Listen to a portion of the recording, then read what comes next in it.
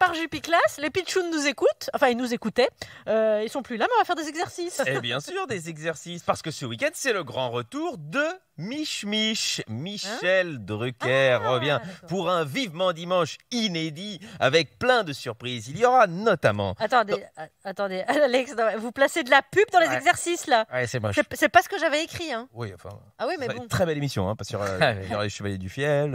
Mais voilà, allez, exercice. Enfin, voilà, grand retour donc, de Michel Drucker, qui a commencé la télévision en 1964 en intégrant la maison de la radio pour l'émission Sport Dimanche. Alors, petit exercice, quel événement s'est déroulé en 1964 La maison de la radio était déjà en travaux. Réponse A.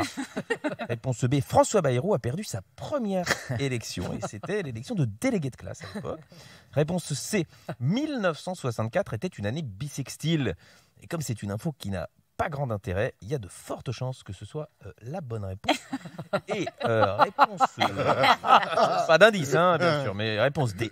En 1964, eh bien, c'était une très très belle année pour l'Armagnac. La Maison Colette propose des Armagnacs forts et fruités. Maison Colette à Blois nous accueille du lundi au samedi. Alex, vous refaites de la pub dans l'exercice là. Ah oui, je m'en suis rendu compte. Je rappelle qu'il y a quand même une bonne réponse, Oui. et que si François Bayrou il a perdu l'élection des délégués de classe, c'est parce qu'il proposait la proportionnelle. C'est des choses qui arrivent. Voilà, c'est tout.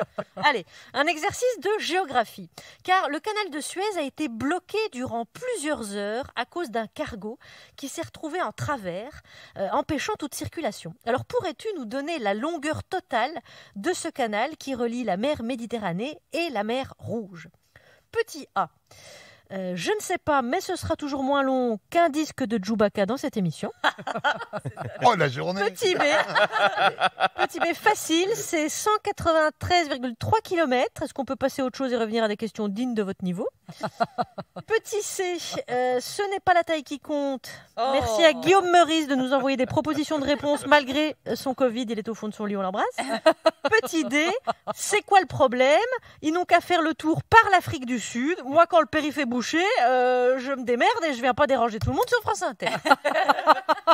Juliette, exercice. Histoire et antiquité. En Chine, un trésor de plus de 3000 ans provenant d'une civilisation inconnue hautement développée a été découvert par des archéologues. Alors, petit exercice d'histoire, quel est le nom de cette civilisation vieille de 3000 ans? Réponse A, la civilisation Le Drian, qui regroupe toute la descendance de Jean-Yves Le Drian. Réponse B, la civilisation socialiste, une civilisation dont on n'a plus vraiment de traces aujourd'hui. Réponse C, la civilisation Pierre Ménès. En même temps, vu qu'on a dit qu'elle était hautement développée, du coup, il y a peu de chances que ce soit la bonne réponse. Réponse D, vous nous prenez vraiment pour des kiwis doublés de sourdingues, car vous avez dit dans l'énoncé qu'il s'agissait d'une civilisation inconnue. Merci Juliette Arnaud. Les questions, les corrigés sont sur notre page Facebook de Par Jupiter.